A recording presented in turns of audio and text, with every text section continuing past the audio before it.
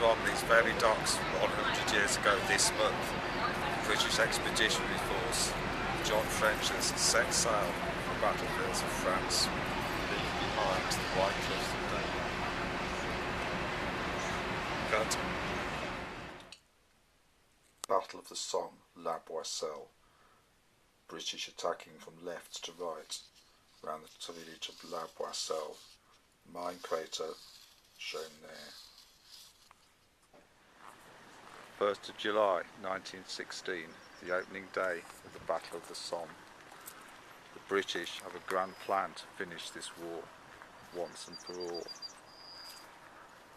Starting just before dawn with a string of explosions by previously laid mine craters, the biggest of which took place at La Boisselle and is known as the Lochnagar crater, the remains of which you can still see visible here today.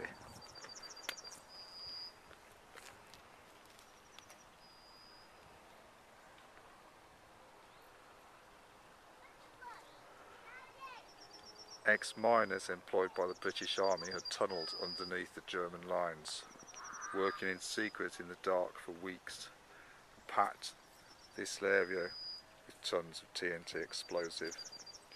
7 AM on the morning of the 1st of July, a massive explosion created this crater, blowing the German defenders completely to smithereens. Unfortunately, although taking the Germans by surprise, it did not lead to the end of the war or the success of the Battle of the Somme, because the British delayed their attack for a good half hour, giving the remaining Germans time to regroup and defend their positions. As the British advanced across these lands here, they were cut to pieces by German machine guns. Thus began the greatest day of casualties in the history of the British regular army, the Battle of the Somme. This is a contemporary photo of the mine blowing up at the time. Battle of the Somme, Hawthorne Ridge. British attacking from left to right.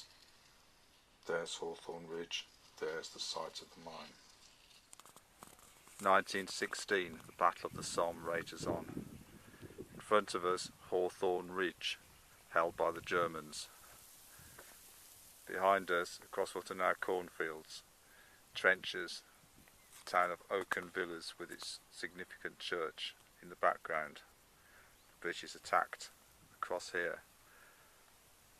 Before that, of course, they'd laid a mine underneath this ridge, Hawthorne Ridge crater, blowing up large numbers of Germans and a huge hole in the German lines.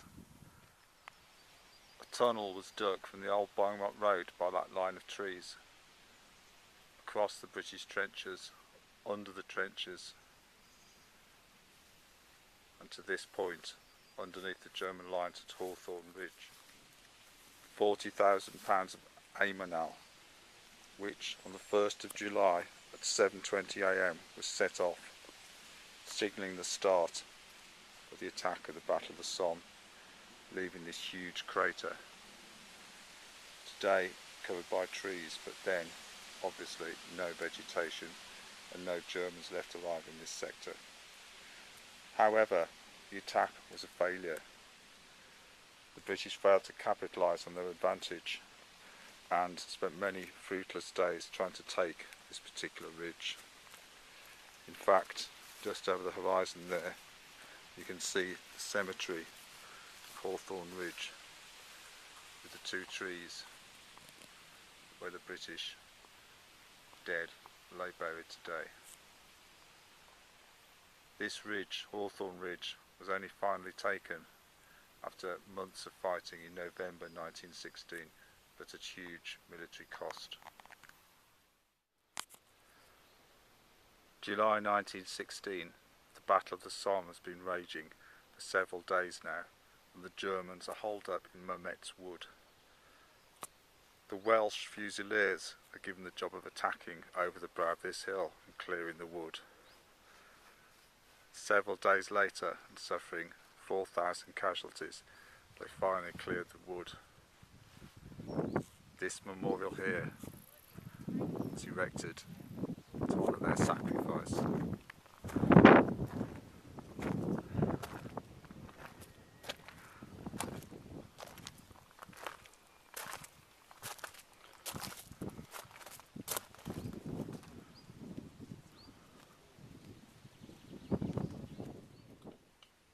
Battle of the Somme, Newfoundland Park, Beaumont Hamel.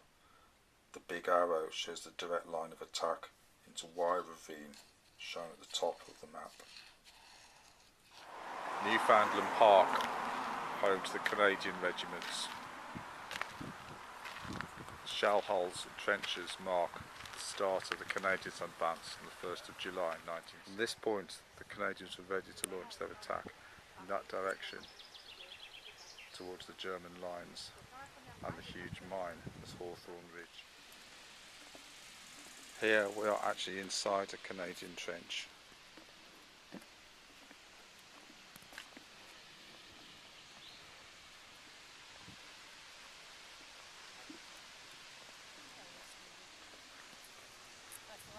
Here's the parapet over which the soldiers would have looked if they dared, but beware snipers' bullets. Here we have a grandstand view of the British front line.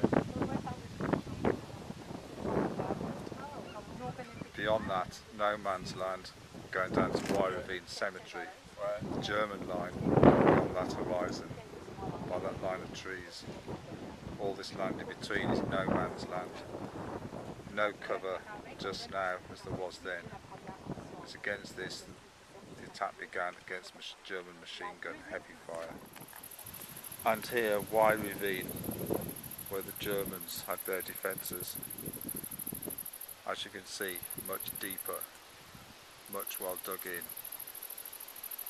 much easier to defend and fortify. And that's why the British and Canadian lost so many men swooping down from their ridge on the top under murderous machine gun fire.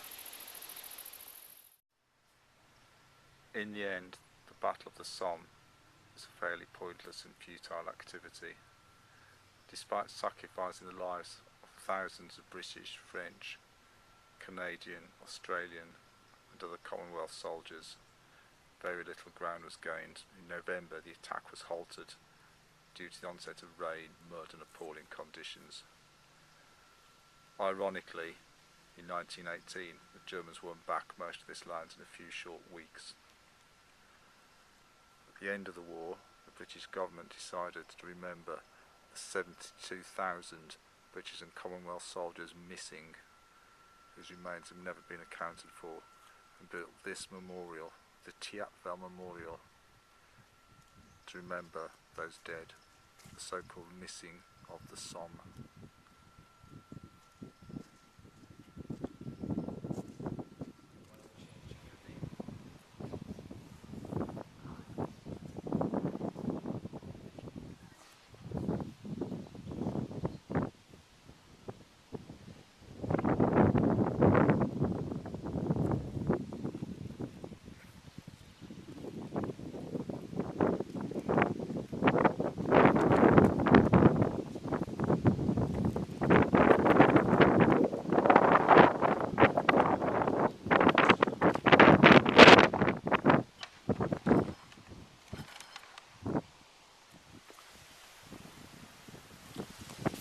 But it wasn't just the Allies who lost soldiers in the war.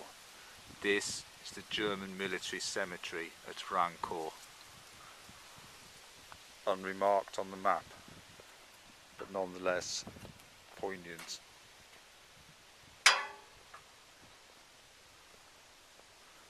Rows and rows of German soldiers' graves. Totally different from the white marble of the Commonwealth War Graves Commission that commemorates English soldiers.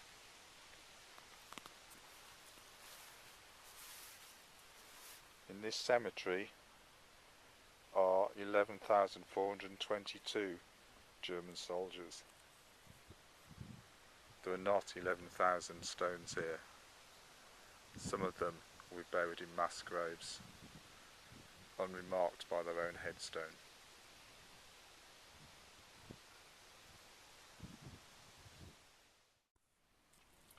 Battle of Amiens, 1918.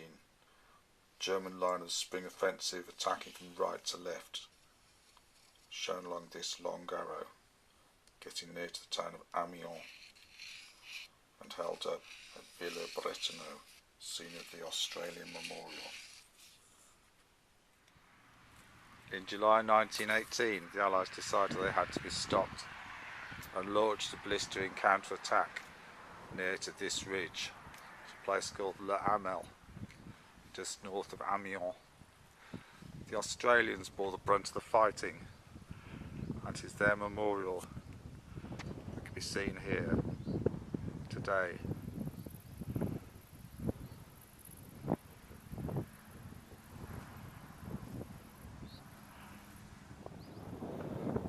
Villers-Bretonneux, 1918. The German army is advancing, having been pushed back through 1916 and 17 by the British and French armies, well beyond this line in the Somme Valley. In